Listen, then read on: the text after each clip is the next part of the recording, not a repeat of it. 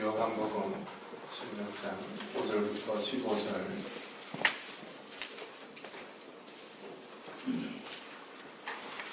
한 절씩 교독하겠습니다.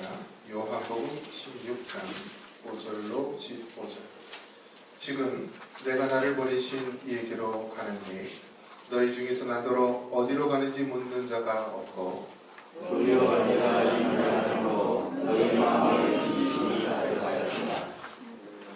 그러나 내가 너에게 실상을 말하노니 내가 떠나는 것이 너에게 유익이라. 내가 떠나가지 아니하면 보혜사가 너희에게로 오시지 아니할 것이요 가는 내가 그를 너희에게로 보내리니 그가 와서 지혜에 대하여 의에 대하여 심판에 대하여 세상을 심판하시리라. 죄에 대하여라 함은 그들이 나를 믿지 아니하며 의에 대하여라 함은 내가 아버지를 하니 너희가 다시 나를 보지 못하느니라. 심판에 대하여라 함은 이 세상 임금이 심판을 받았으니라. 내가 아직도 너희에게 이를 소망하나 지금은 너희가 만나지 못하리라. 그러나 진리의 성령이 오시면 그가 너희를 모든 진리 가운데로 인도하시리니 그가 스스로 말하지 않고 오직 들은 것을 말하며 장래 일을 너희에게 알게 하시리라. 그가 내 영광을 나타내니 내 것을 가지고 너희에게 알리시겠느니라. 무릇 아버지께 있는 것은 다 내 것이라. 그러므로 내가 말하기를 그가 내 것을 가지고 너희에게 알리시리라 하였노라.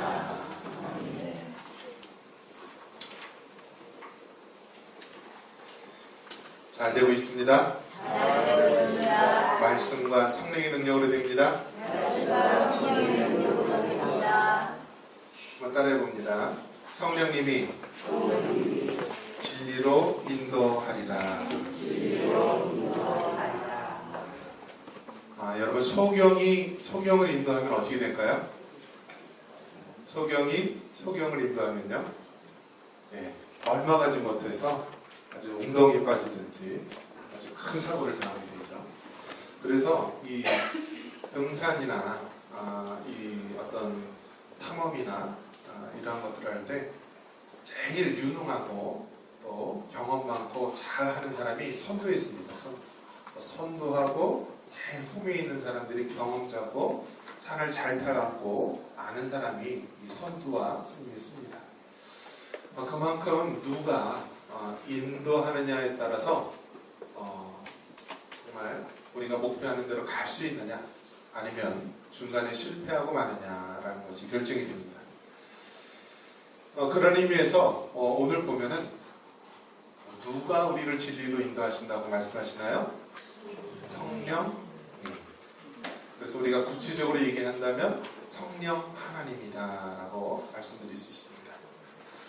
성령님에 대한 이 오해는 굉장히 많이 있습니다. 유대인들, 그들이 이제 유대교라고 하고요. 유대인들은 이제 토요일날 그들의 회당에서 예배를 드리는데요. 유대인들은 구약의 여호와 하나님만을 믿고 있는 자입니다. 그래서 더 이상 예수님이 하나님의 아들 되시고 또 우리 구주가 되심을 믿지 않습니다. 그래서 유대인들은 예수님을 십자가에 못 박아 죽이는데 가장 앞장섰던 인물이기도 합니다. 자, 그러면 우리가 하나님을 믿는다라고 했을 때는 성부 하나님뿐만이 아니라 성자 예수님도 믿어야 합니다. 그리고 더 중요한 것은 누구도 믿어야 할까요? 성령 하나님도 믿어야 한다라는 것입니다. 그런데 요즘에는 어느 한쪽으로 잘못 치우쳐가지고 성령 하나님에 대해서 우리가 잘못 오해하는 경우가 있습니다. 성령 하나님을 그저 피상적인 어떤 능력이나 또 그 성령 하나님에 대해서 인격적으로 대우하지 못하는 그런 부분을 우리가 보게 되는데요. 성령 하나님은 삼위일체 하나님의 한 하나님이심을 믿습니다. 그래서 성령 하나님을 만약에 부인한다라고 한다면 그것은 더 이상 우리가 올바로 하나님을 믿는 것이 아닙니다. 더 이상 기독교가 아닌 것입니다. 그래서 우리는 항상 이 성령 하나님에 대해서 인격적으로 바로 믿고 섬겨야 될 줄 믿습니다. 예수님께서는 2000년 전에 육신의 몸을 입으시고 이 땅에 오셨습니다. 그래서 그것을 성육신, 인카네이션이라고 합니다. 그러면서 그 예수님께서 이제 십자가에 못 박혀 죽으실 날이 다가오게 됩니다. 그래서 이 요한복음에 보면은요, 예수님께서 십자가에 달려 죽기 전에 가장 많이 하신 말씀이 뭐냐면, 한번 따라해 봅니다. 기도하라. 기도하라. 또 성령님이 오신다. 성령님이 오신다. 제일 많이 말한 부분이 뭐냐면 기도에 대한 말씀을 많이 하셨고요. 그리고 성령님에 대해서 말씀을 많이 하셨습니다. 그만큼 반복해서 말씀을 많이 하셨다라는 것은 그만큼 중요하다는 의미입니다. 예수님은 더 이상 우리와 육신으로는 함께 있지는 않지만 그분이 약속하신 보혜사를 우리에게 보내주신다라고 말씀합니다. 우리 7절 말씀 한번 같이 한번 읽겠습니다. 7절입니다. 그러나 내가 너희에게 실상을 말하노니 내가 떠나갈 것이 너희에게 유익이라. 내가 떠나가지 아니하면 보혜사가 너희에게로 오시지 아니할 것이요 가면 내가 그를 너희에게 보내. 아멘. 이제 예수님께서 십자가에 달려 죽으시기 위해서 이제 얼마 남지 않았습니다. 그 예수님께서 이제 제자들에게 당부합니다. 내가 아버지께로 가는 것, 내가 너희들을 떠나는 것이 너희에게 유익이 된다. 왜냐하면 내가 떠나가야만 보혜사를 너에게 보낼 수 있기 때문이다 라고 말씀합니다. 이 보혜사는 무슨 의미냐면 돕는 자, 돕는 분, 헬퍼, 그런 의미입니다. 누구를 말하는 걸까요? 성령 하나님을 말하는 것입니다. 할렐루야. 그래서 예수님께서는 내가 너희를 떠나는 것이 너에게 유익이 된다. 내가 떠나가서 내가 가면은 너에게로 보혜사를 보내줄 터인데 이 보혜사가 너희를 진리로 인도할 것이다 라고 말씀하고 있는 것입니다. 자, 그러면서 이 성령님에 대해서 이야기를 하는데요. 이 성령님에 대해서 우리가 기억을 할 때 이 성령님은 인격적인 하나님이라고 말씀을 드렸고요. 이 성령님은 어떠한 역할을 하셨는지 보면요. 태초에 하나님께서 천지를 창조하실 때도 그때 성령 하나님이 계셨나요? 안 계셨나요? 그때도 성령 하나님이 계셨어요. 삼위일체 하나님이 이 태초에 천지를 창조하실 때도 하나님께서 계셨고 삼위일체 하나님 다 계셨고 성령 하나님도 계셨습니다. 예수님께서 이 땅에 오셨을 때 동정녀 마리아, 남자를 알지 못했던 이 처녀 마리아에게 무엇으로 말미암아 잉태되었다라고 했어요? 성령으로 말미암아 잉태되었다, 임신을 하게 되었다라고 합니다. 그래서 이 성령님께서는 예수님이 이 땅에 오시는데 성육신할 수 있도록 역할을 하신 것입니다. 그리고 예수님의 사역 가운데에서 예수님께서 이제 공생의 사역을 시작하시기 위해서 이제 요단강에서 세례를 다 받습니다. 세례 요한에게 세례를 받을 때에도 공중에 비둘기같이 무엇이 임했나요? 성령 하나님이 임하였습니다. 그래서 예수님의 사역 가운데서도 늘 성령 하나님께서 동행하시면서 하나님의 일들을 이루어 나가셨습니다. 그리고 이제 예수님께서 더 이상 우리와 육신적으로 함께 계시지 못하지만 그 예수님께서 바로 너에게 보혜사, 돕는 자, 성령 하나님을 보내주시겠다라고 말씀합니다. 할렐루야. 그래서 누구든지 예수님을 믿는 자에게는 바로 이 성령 하나님께서 우리에게 내주하시는 줄 믿습니다. 이처럼 이 성령 하나님께서는 천지를 창조했을 때에도 함께 동역하시며 함께 하셨고요. 예수님이 이 땅에 육신의 몸을 입고 오셨을 때에도 바로 성령 하나님께서 성령으로 말미암아 잉태되게 하셨고, 예수님의 이 사역 가운데, 공생의 사역 가운데서도 늘 성령의 역사하심으로 말미암아 하나님의 일들을 일어나십니다. 그리고 이제 예수님께서 육신적으로는 더 이상 우리와 함께 하시지 못하지만 성령 하나님께서 우리에게 함께 하시고 또 우리 가운데 임하시는 줄 믿습니다. 그래서 이 성령 하나님은요, 성령 하나님은 또 특별히 어떠한 역할을 하냐면요, 한번 따라해 보겠습니다. 조명. 여러분, 캄캄한 어둠 속에서 빛이 쫙 비치게 되면은 여러분 어떻습니까? 아, 이게 어디로 가야 되는구나, 저기 무엇이 있구나 라면서 깨닫게 되는 것이죠. 성령님의 역할이 무엇이냐면요, 조명한다라는 것입니다. 조명. 하나님께서는 이 땅에 계시의 말씀, 하나님의 계시의 말씀을 우리에게 주셨습니다. 그래서 이 성경 계시의 말씀은 66권이라고 하는 이 계시의 말씀을 주셨고, 그 계시의 말씀은 완성이 되어서 더 이상 이제 하나님께서는 우리에게 이 기록된 말씀을 주시지 않고 그걸로 완성을 시키셨어요. 그래서 하나님께서는 어떻게 하셨냐면요, 성령님을 통하여서 그 말씀을 조명하여 주시는 것입니다.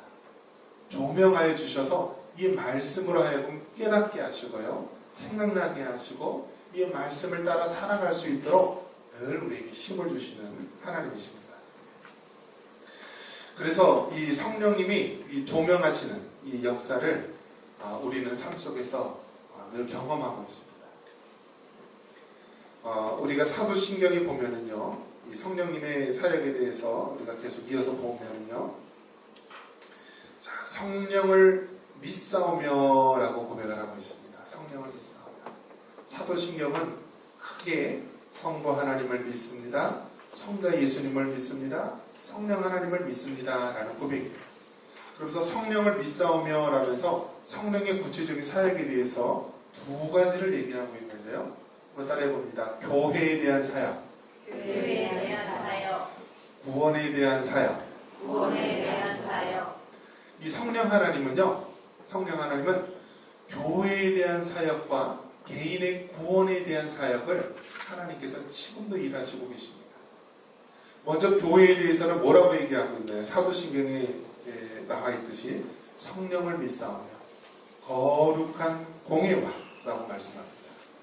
이 공회라는 것은 공교회를 얘기하는 건데요, 교회가 거룩해지는데 누가 역사하신다고요? 성령 하나님이 역사하시는 것입니다. 그래서 여러분, 하나님의 교회가 거룩해야 됩니다. 그런데 거룩해지려면 어떻게 되냐면 성령님이 역사하셔야 되는 것입니다. 그래서 우리는 늘 성령 충만함을 위해서 교회에서 성령의 샘물이 솟아오르고 성령의 감을 같이 흐르게 해달라고 우리는 늘 성령의 역사를 간구해야 됩니다. 자, 이처럼 교회를 거룩하게 하는 역할과 또 무엇이 있나요? 성도가 서로 교통하는 것과, 이 교통이라고 하는 것은 교제라는 말하고 같습니다. 그래서 성령님께서는 무슨 역할을 하냐면 교회 가운데서 이 많은 성도들이 교제할 수 있도록, 사랑으로 하나 되고 교제할 수 있도록 하는 것입니다. 우리는 영이신 하나님 아버지를 모시고 있고요, 우리 모두는 다 하나님의 자녀입니다. 자녀. 그래서 우리가 다 그리스도 안에서 교제를 나누며 살아갈 수 있는 것입니다. 이처럼 성령 하나님은 교회에 대해서 거룩하게 하시고 모든 성도들을 그리스도 안에서 교제할 수 있도록 성령 하나님이 역사하십니다. 그러면서 또 성령 하나님은 무엇에 대해서, 개인에 대해서 역사하시냐면요, 죄를 사하여 주시는 것과 라고 말합니다. 즉 개인의 죄에 대해서, 회개에 대해서 성령 하나님께서 역사하시는 것입니다. 할렐루야. 그래서 여러분, 회개라는 것은요, 정말 성령님의 역사와 은혜가 아닌 것은 할 수가 없는 것입니다. 지금 계속 재판에서 뭐라고 얘기하죠? 재판에서 여러분, 검사가 당신 죄를 짓지 않았어 하면서 계속 그 죄에 대해서 이야기를 합니다. 그럼 어떻게 하죠? 적극적으로 나는 죄를 안 졌습니다 하면서 변호를 해요. 그래서 아주 최고의 변호사를 사가지고 그 죄가 없다 하면서 이 죄를 이렇게 변호를 하게 됩니다. 사람은 본성적으로 어떻게 된다고요? 죄에 대해서 부인하고요. 죄에 대해서 변호하면서 안 하려고 합니다. 그런데 어떻게 우리가 죄에 대해서 하나님 앞에 내가 죄인입니다. 그리고 네 죄를 용서해 주세요 라면서 어떻게 회개를 할 수 있는가? 성령의 역사이심을 믿습니다. 그래서 여러분, 우리가 죄를 깨닫게 하는 것, 또 이 죄를 안고 있으면 너무너무 괴로워가지고요, 우리로 하여금 회개케 하시는 것이 누구시냐면 성령 하나님이십니다. 성령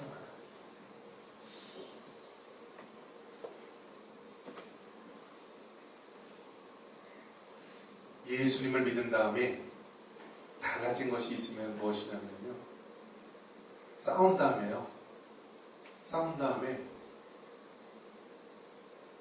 가만히 있지를 못하게 합니다.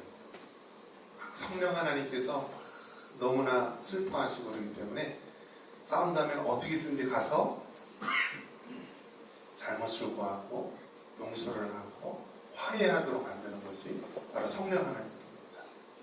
그래서 분을 품어도 해가 질 때까지 우리가 그 분을 다 이렇게 해소를 해야 되는 것입니다.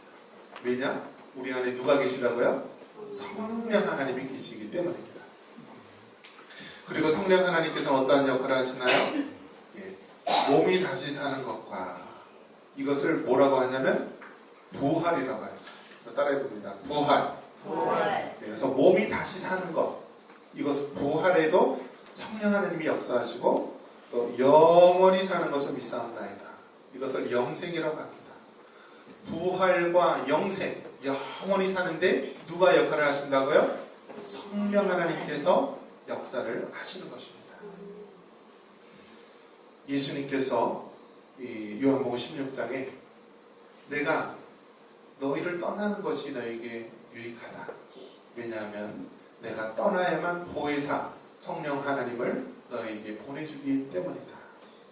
그러면서 그 성령님께서 오셔서 이 땅에 이제 하나님의 교회를 세워주시고 교회를 거룩하게 하시며 또 성도들 간에 교제하게 하시고요, 각 사람의 구원에 대해서 관여하셔서 회개하시고 부활과 영생에 이르도록 말씀을 하십니다. 자, 그러면서 우리 오늘 주제의 성구이기도 한데요, 우리 13절 한번 같이 한번 읽겠습니다. 그러나 진리의 성령이 오시면 그가 너희를 모든 진리 가운데로 인도하시니 그가 스스로 말하지 않고 오직 들은 것을 말하며 참는 일을 너희에게 알리시리라. 할렐루야. 여러분, 이제 그 진리의 성령님께서 이 땅에 하나님의 교회를 세워주시고요, 이 땅의 성도 각자의 삶 가운데 역사하셔서 우리를 진리로 인도하시고 마침내 우리를 생명으로 인도하신다고 말씀하고 있습니다. 여러분, 성령 하나님을 굳게 붙잡으시기 바랍니다. 성령 하나님께서 우리를 단 한순간이라도 놓치게 되면요, 우리는 정말 쓰러질 수밖에 없고 넘어질 수밖에 없습니다. 요즘에 여러분, 세상이 어떻게 돌아가는 것 같아요? 너무 바쁘고 너무 더우니까 잘 모르죠. 그런데 지금 해외 뉴스를 보면은요, 난리입니다. 난리. 뭐 때문에 난리일 것 같아요? 네, 지진도 있지만요, 전쟁의 두려움 때문에 난리라는 것입니다. 난리. 세계 어디서도요, 미국을 가지고 협박하는 나라는 없습니다. 러시아도 없고요, 중국도 감히 협박을 못해요. 그런데 저 북녘 땅에 있는 김정은이라고 하는 이 30여 살의 이 젊은 사람은 협박을 합니다. 그래서 트럼프는 얼마나 대단한 사람입니까? 트럼프도 아주 막말로 이렇게 막 하는 사람으로 유명하는데요, 거기에 뛰어넘어서 김정은도 이야기합니다. 그러면서 미국 국방부에서는 어떻게 결론을 내렸냐면은 북한에서는 이미 핵무기가 완성되었다라고 결론을 내렸습니다. 그리고 핵무기가 한 60여 개가 있을 것이다라고 그렇게 보고 있습니다. 그러면서 미국에서는 어떤 위협을 하냐면은 자기들이 공격을 받으면은 공격받기 이전에 그 위협을 제거시킵니다.